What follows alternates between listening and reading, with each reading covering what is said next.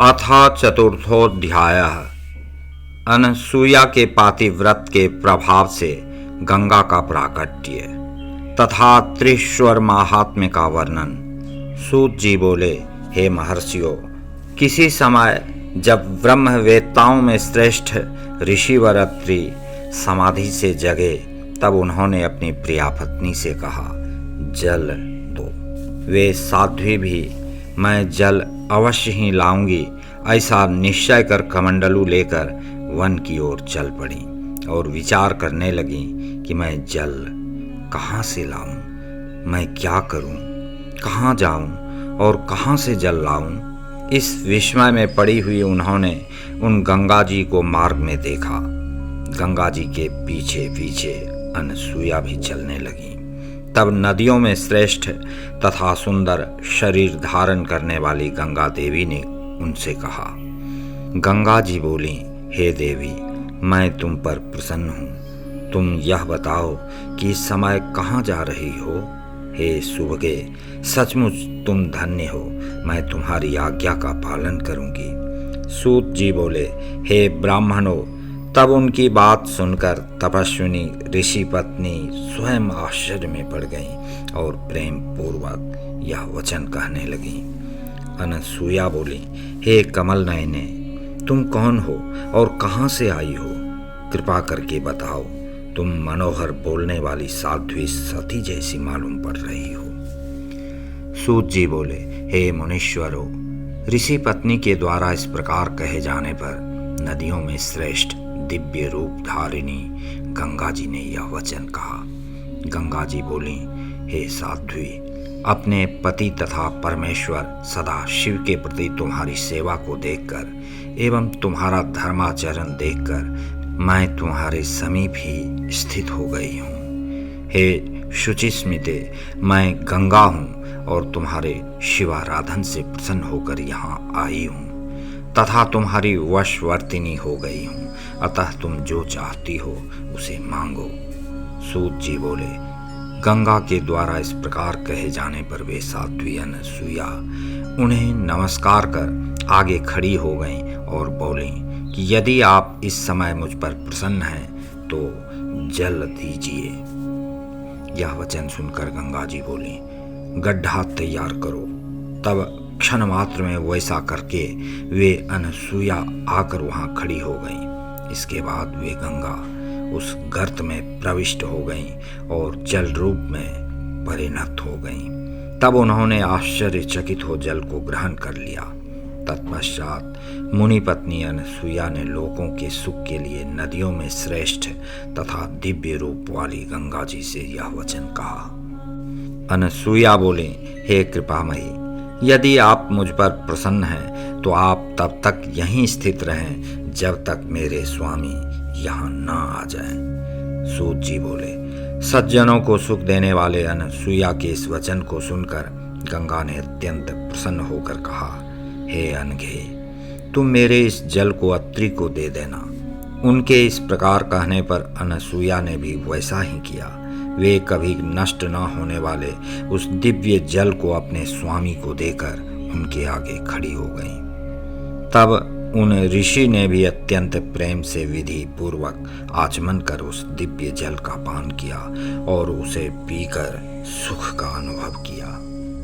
अहो, आश्चर्य है, मैं जो जल प्रतिदिन पीता था यह जल वैसा नहीं है। ऐसा विचार कर उन्होंने वन में चारों ओर अपनी दृष्टि दौड़ाई। तब सूखे वृक्षों तथा उससे भी अधिक सूखी हुई दिशाओं को देखकर ऋषि श्रेष्ठ ने उनसे कहा कि क्या फिर वर्षा नहीं हुई? उनकी बात सुनकर अनसूया ने कहा, नहीं, वर्षा नहीं हुई। तब ऋषि ने पुनः अनसूया से कहा कि फिर तुमने यह जल कहाँ से प्राप्त किया? हे मुनीश्वरों, ऋषि के ऐसा कहने पर अनसूया असमंजस में पड़ गई और मन में विचार करने लगी कि यदि मैं बता देती हूँ तो इससे मेरी उत्कृष्टता सिद्ध होगी और यदि नहीं बताती तो मेरा पातिव्रत्य भंग हो जाएगा।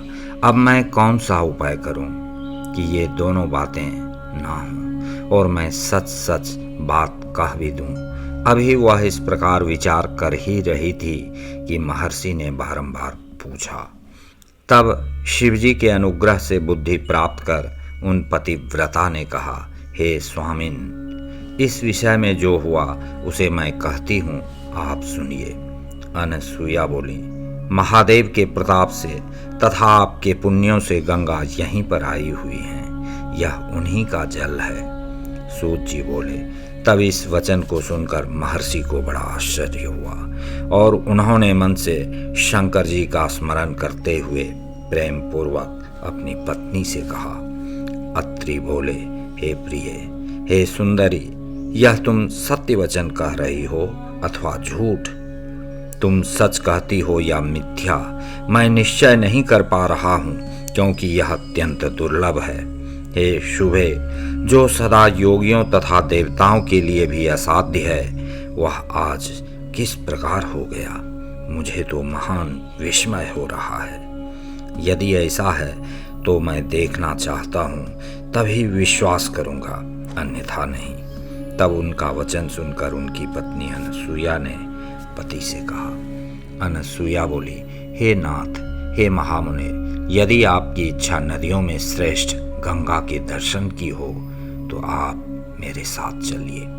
सूत जी बोले, ऐसा कहकर वे पतिव्रता अपने पति को साथ लेकर शिवजी का स्मरण करके शीघ्र ही वहां पहुंची जहां नदियों में श्रेष्ठ गंगा विद्यमान थी। उसके बाद उन पतिव्रता ने अपने पति को उस गड्ढे में स्थित दिव्य स्वरूप वाली गंगा का दर्शन कराया।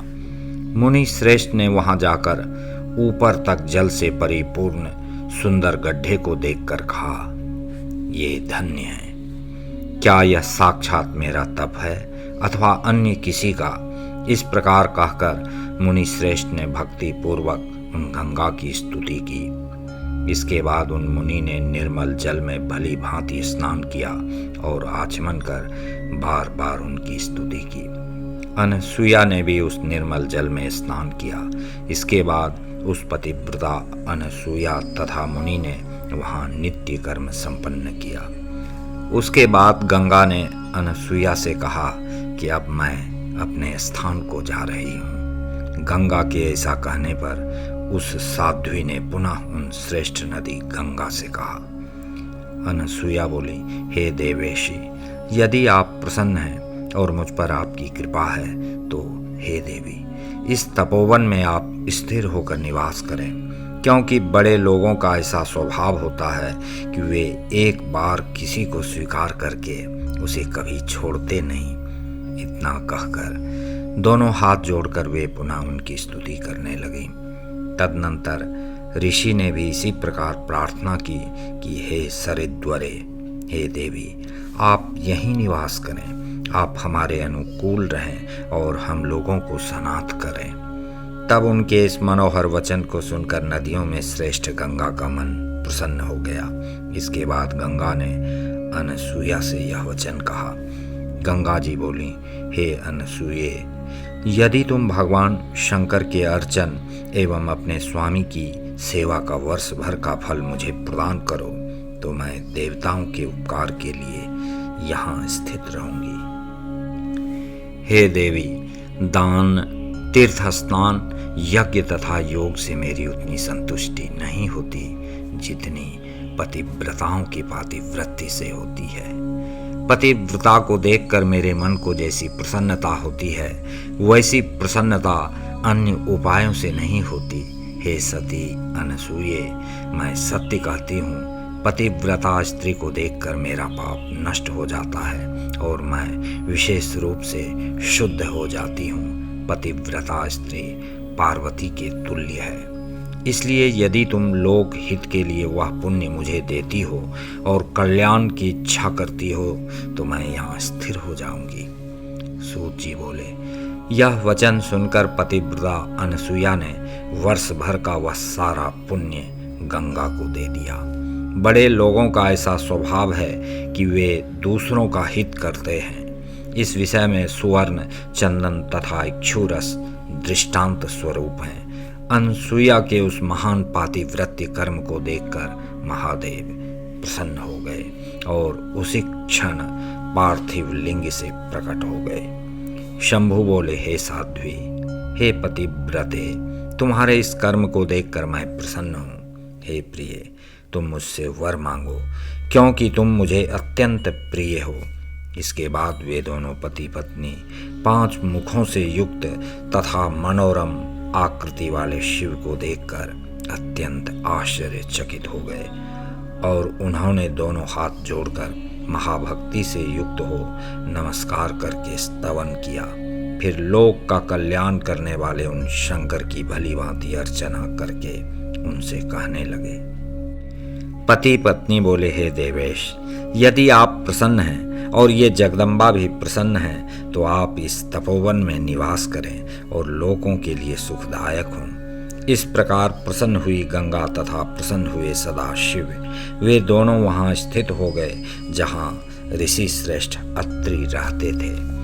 दूसरों का दुख दूर करने वाले सदाशिव अत्रेश्वर नाम से वहां पर प्रसिद्ध हो गए और गंगा जी भी अपनी शक्ति से उसी गड्ढे में स्थित हो गईं। उसी दिन से वहां पर जल सर्वदा अक्षय प्रवाहित होने लगा और हाथ भर के उस गड्ढे में प्रविष्ट हुई गंगा मंदाकिनी नाम से प्रसिद्ध हुई।